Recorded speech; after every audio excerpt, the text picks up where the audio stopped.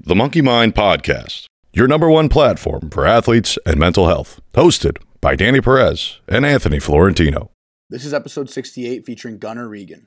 Gunnar is a former college hockey player at Augsburg University in Minnesota, now turned mental skills and performance coach. But before we get into today's episode, we have a quick word from our sponsor. This podcast is proudly brought to you by Daily Dose CBD Inc. Daily Dose CBD Inc. creates full-spectrum CBD products ranging from tinctures, balms, and dog treats. Research has shown that CBD has successful results in aiding in the following areas: anti-inflammation, anxiety, PTSD, help with breaking addiction, neuroprotection, epilepsy, arthritis, chronic pain, and sleeping disorders. Daily Dose makes an extremely safe and effective product that we know you will love, enjoy, and benefit from. Daily Dose has given Monkey Mind listeners 15% off all their orders. Head over to dailydosecbdinc.com and use promo code MonkeyMind15 for 15% off your purchases. That's promo code MonkeyMind15 for 15% off all your orders at dailydosecbdinc.com. All right, we got Gunnar Regan on today. Welcome on, man. I want you to introduce yourself to everybody, who you are, where you're from, your journey through hockey, and what you're doing right now. Absolutely. Well, thank you for having me. My name is Gunnar Regan. I grew up in Minnesota in a smaller town outside of the Twin Cities, where I grew up, playing every sport that I could get my hands and feet going in, and hockey was the one that really stuck, and it allowed me then to eventually play some AAA outside of the small town, where I went from, being the big fish in a small pond to being very real. Like everything got so much bigger, so much faster.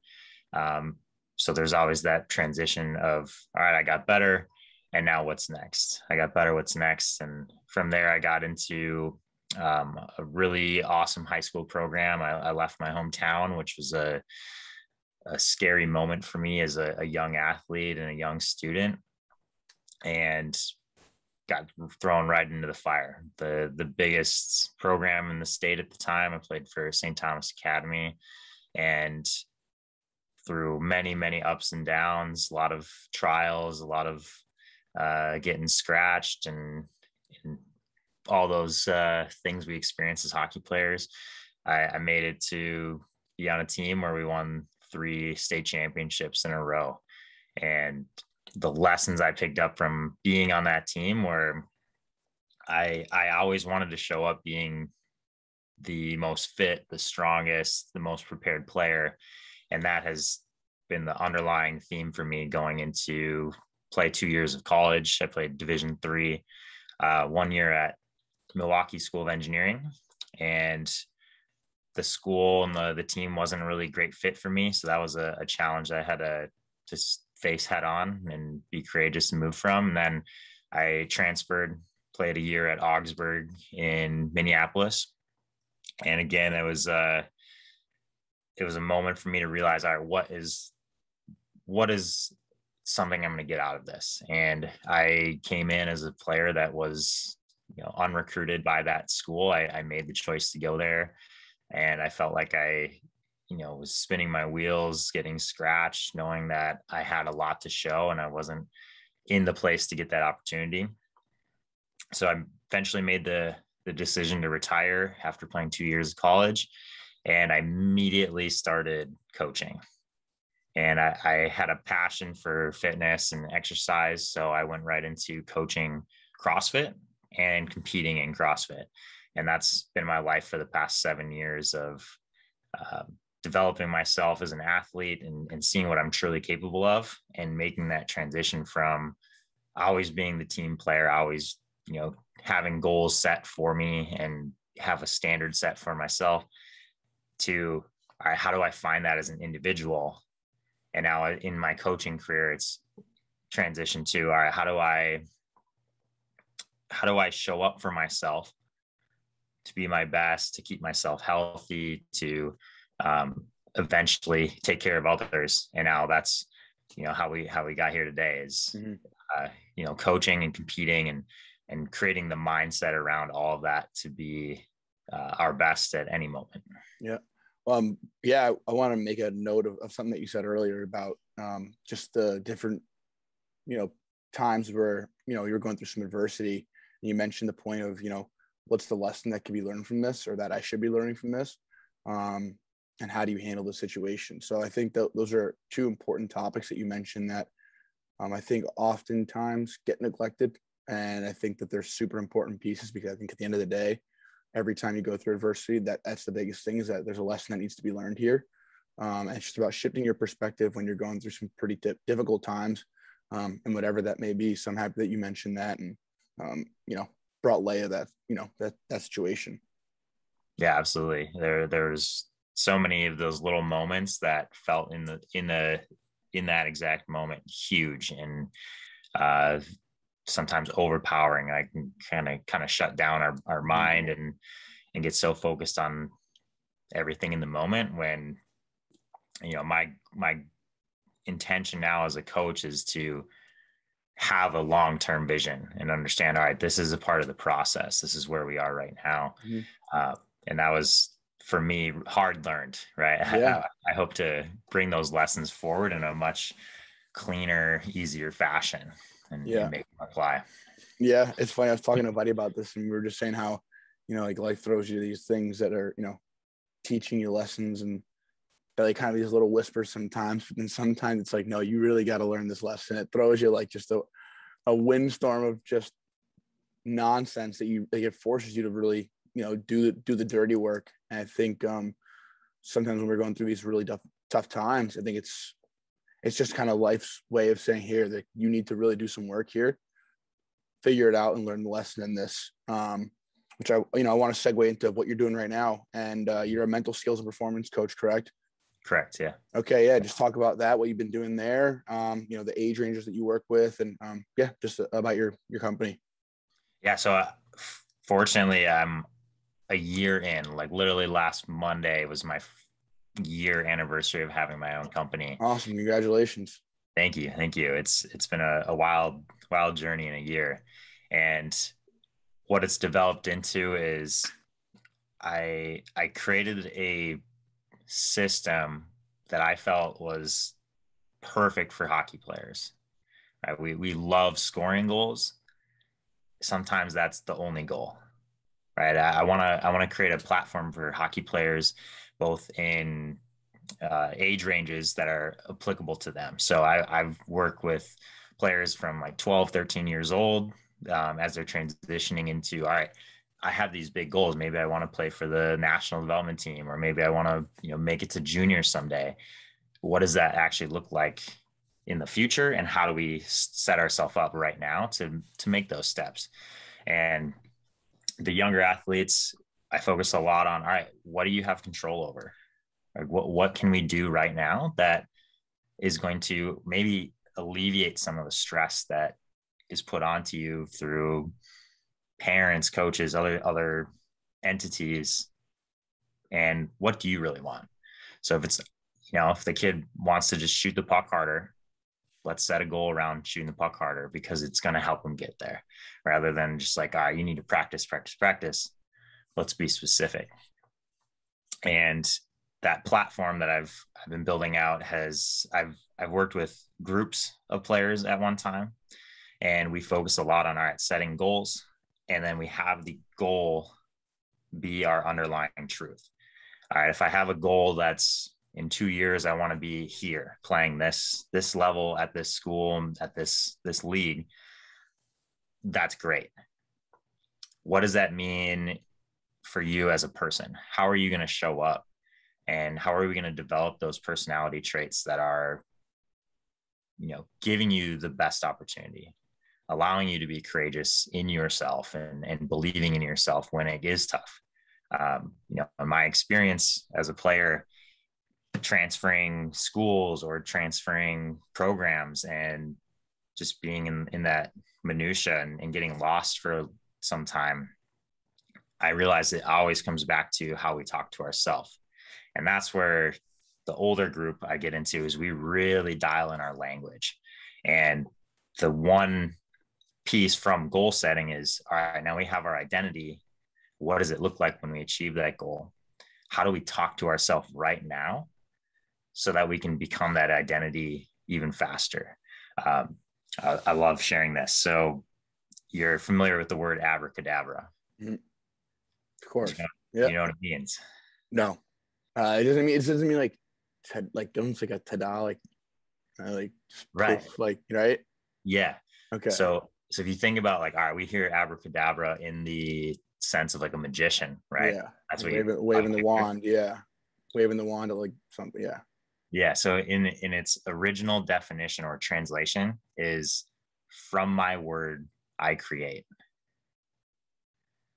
So if you think about that, I know you had Adam Zukowski on, Yep. and a year ago he was going into a junior season, and he's been one of my clients for a long time. We developed these mantras for him that allow him to breathe into what he wants to be. So one of his mantras that I've just loved to see him use is, I eat and train like a professional. And he says that every day with a specific breath. So it's, I eat and train like a professional. Big breath in, let that breath go. And immediately you feel a sensation. Imagine you notice that, right? If I breathe, I relax, it goes into my gut. And, in Eastern philosophies, but also it's coming into more of our non-traditional training, is our identity has a lot to do with how we feel in our gut. And with these hockey players, which I imagine a lot of the audiences or hockey parents, the pressure that we put on ourselves is in our mind. When I speak something out into space, into existence, abracadabra, then it starts to become tangible. I can see it. I can feel it. I have sensations around it that I can name. Mm-hmm. So for Adam's, instance, he believed in himself, and he has so much support from all of his parents, from his teammates, from me as a coach, from other coaches. As soon as he started speaking that into existence, that became his standard for himself. And he was able to live into that. And he had a fantastic season. And the awesome part about mantras is we can practice them at any time. We can practice them on the bench. If we have a bad shift, we can say it out loud. We can breathe and we can reset. And those are the skills that I like having for the older group, because it takes some intention, it takes focus, and that's how we get our best performance, knowing that we're our best selves. Yeah. Okay. You said a lot of unreal stuff there that I got to break down. Yeah. Absolutely. So in the beginning, you were talking about goal setting, and then essentially what you focus on the process. So it's taking the goal. Okay. You let it go. It's there. That's what your goal is. And we've talked about this a lot with other guests. It's so important to focus on the process and not the goal.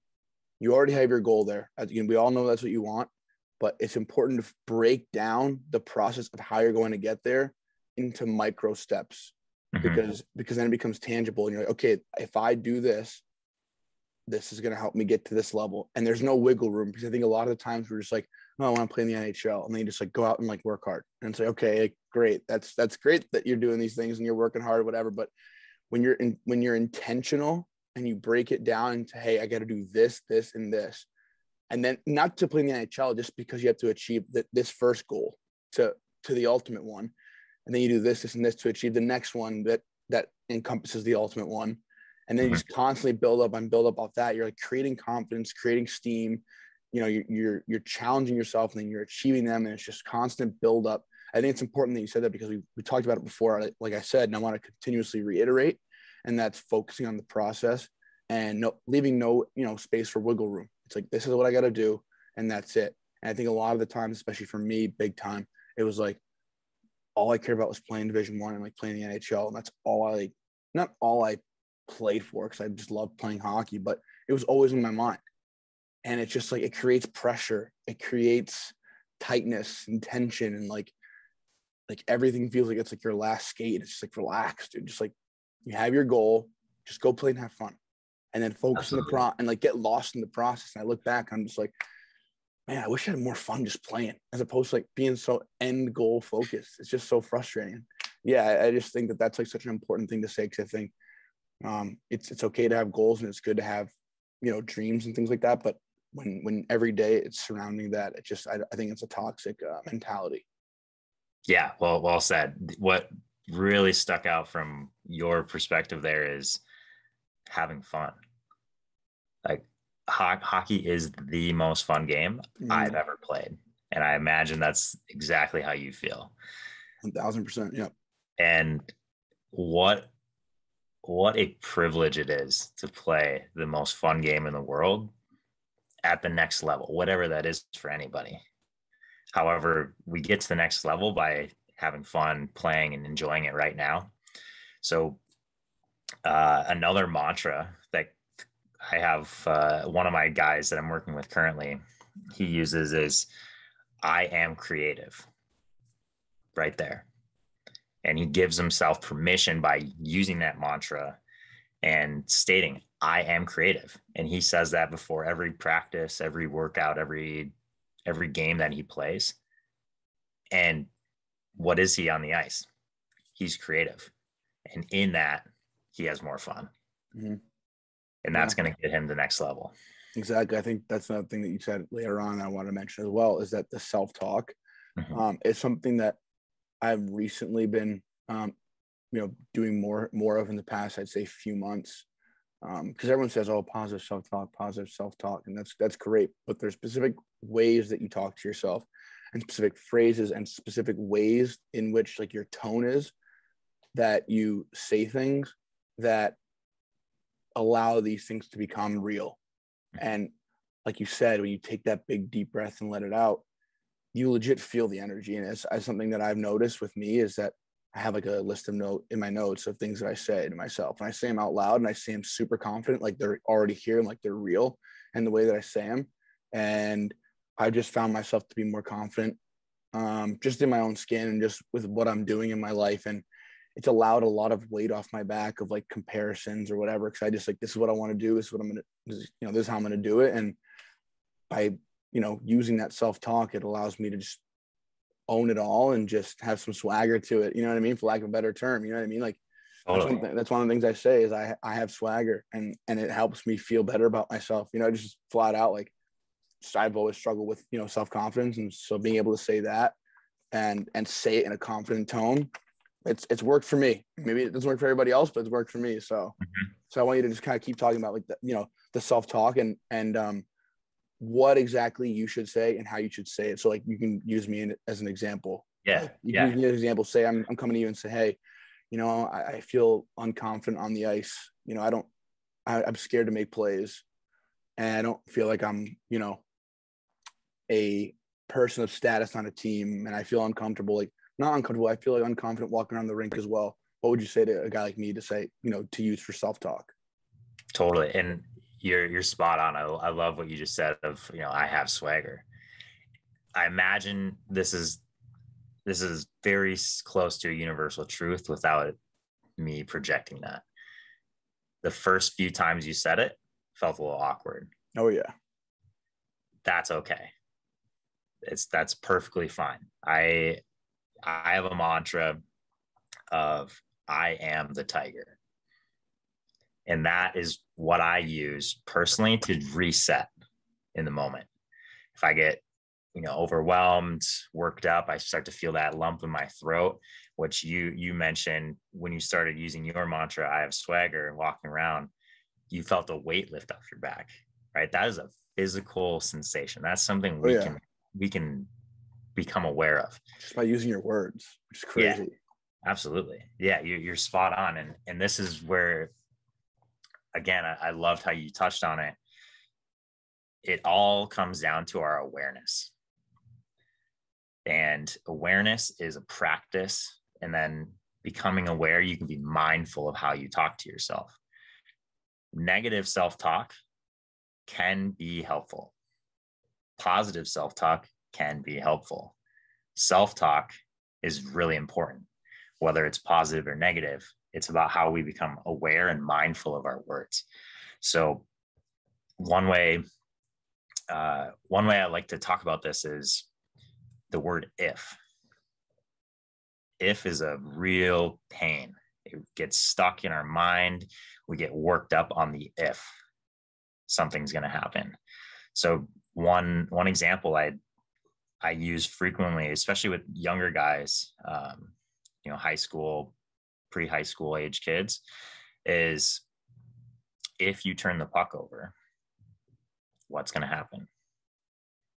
And immediately I can sense in their tone, their response, that they're already clenching their hands. They're already tight in their shoulders. They're taking a shorter breath.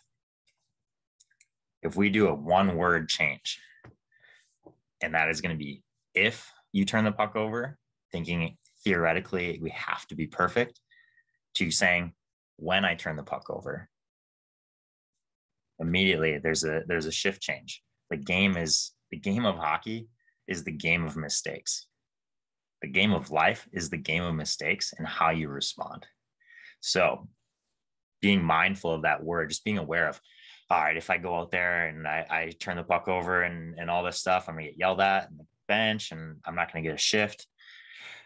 I'm already breathing in my throat. It's not helpful. If I go, I can see the game. When I turn the puck over, I get to skate hard and make a play. When I turn the puck over, I'm going to learn from that moment. When I turn the puck over, I will be a better player next shift. All of that, just even saying if versus when, that one word game, making it a game of, all right, if to when, gives you the permission to, one, go back to having fun, being creative, playing your best, because that's why you're on the ice. The goal is to have fun, play games, play creative, not to negation, acknowledge, not to be tight and make the perfect play every perfect moment. Yeah. I think having fun is something it's said in rooms, like, oh, let's have fun today, fellas, and like you go out, but like, I don't know. I think it, like, especially with training nowadays, everything's super structured. Everything is so structured that there's not enough free play time where guys can just go out and play, open puck, like stick and puck, or whatever, or play roller hockey. It's just hard to find that these days. Mm-hmm. And I think that's where the real development happens, because you're not thinking about making mistakes. You're just thinking about playing, trying new things, and having fun in the moment.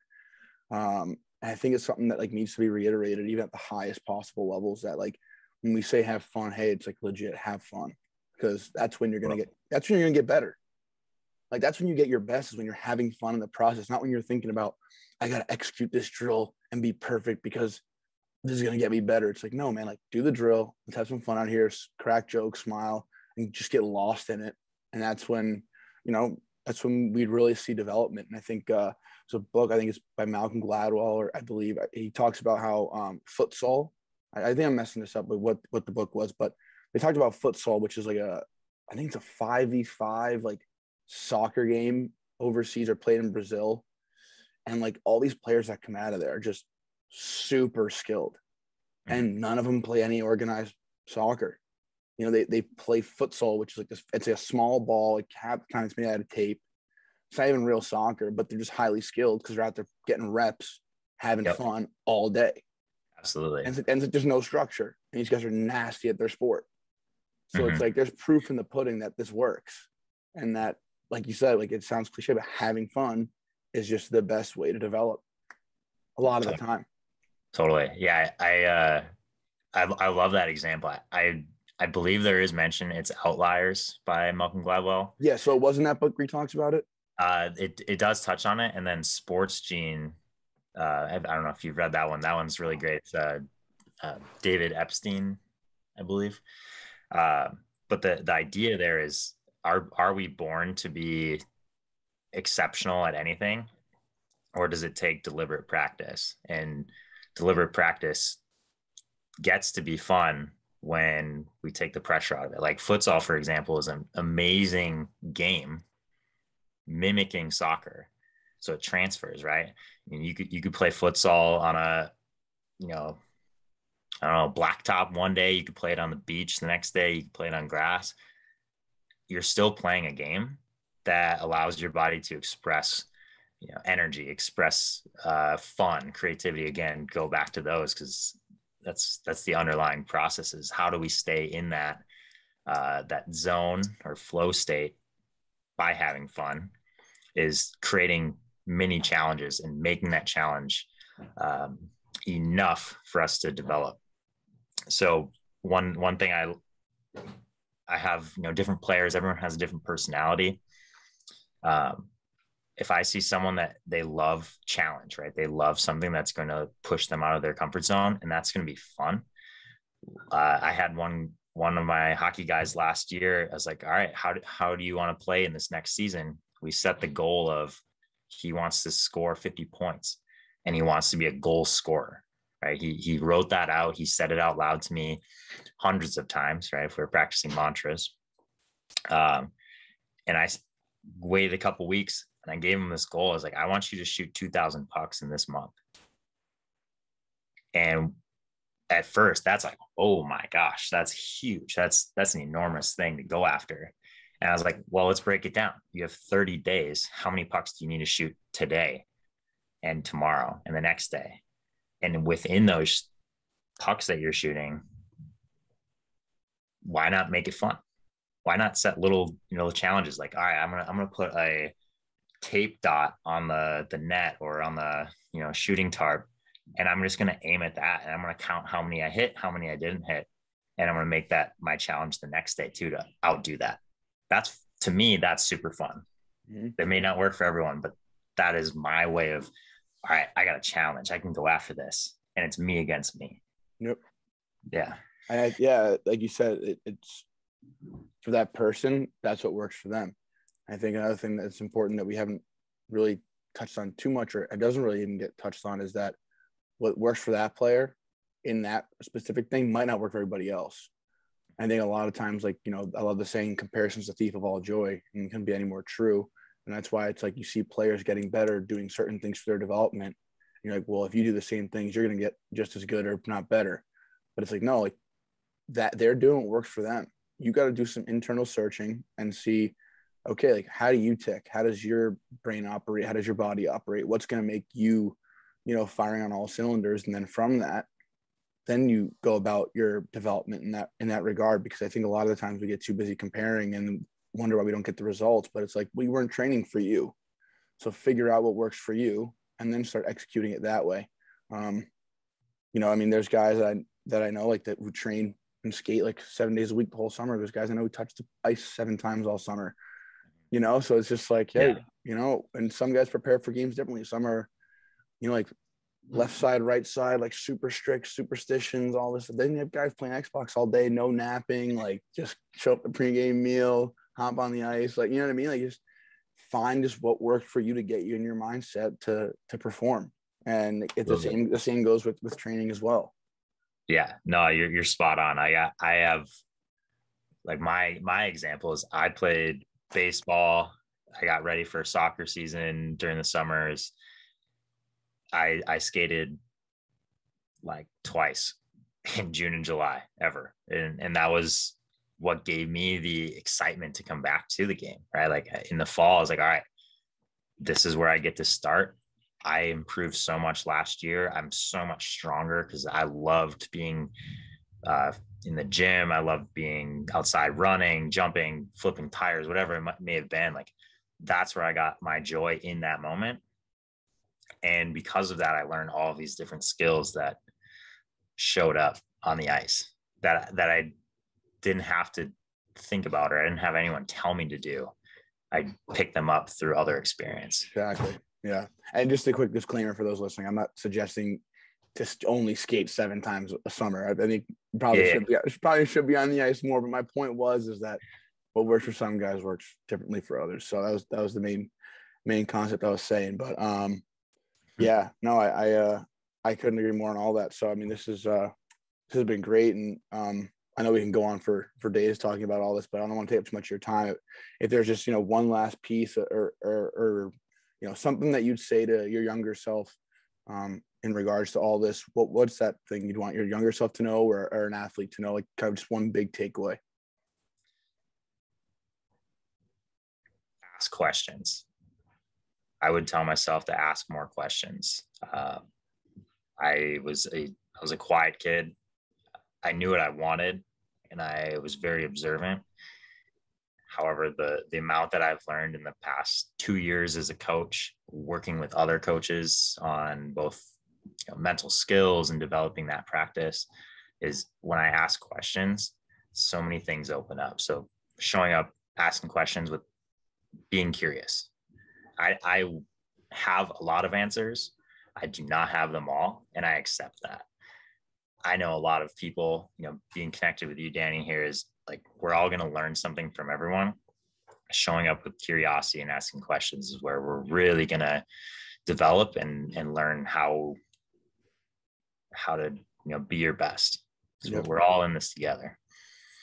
Yeah. I like that a lot, being curious. And I think that, going through things, thinking that you have all the answers is never going to be a good sign, never going to go for you well. I think being able to, have the humility to walk through things and go about, your business with a sense of curiosity, always trying to learn, I think is huge. And like you said, like, I can relate to that. In the past year doing this podcast, I've learned so much. And I wish I was able to be this open about this stuff with, playing, but such a competitive environment, you never want to look like you're always trying to ask questions. Like, I kind of want to fake that you've had it figured out a little bit, or just, don't think you need to do this, do the dirty work and find out this information. But that's why I'm happy to be having people like you on here to get this out there for players and make it more accessible. And because this stuff truly is game changing. And I could agree more with what you just said. So thank you again for coming on. I really do appreciate your time. Yeah, absolutely, Danny. Thank you so much for having me. And my company name is Animus Coach, and I work remote with every one of my clients. So if anyone wants to chat, I'm open for that. So perfect. Yeah, I'm happy you mentioned that. I was going to ask you. I completely forgot. I was going to ask you to give a plug to that. So we'll have it in the notes too for the podcast episode. So everyone, if you're interested, checking the game notes, the game notes, checking the podcast notes down below, so you can get to the link to get in touch with you. So awesome. Thanks again. Yeah, absolutely, Danny. Have a great one.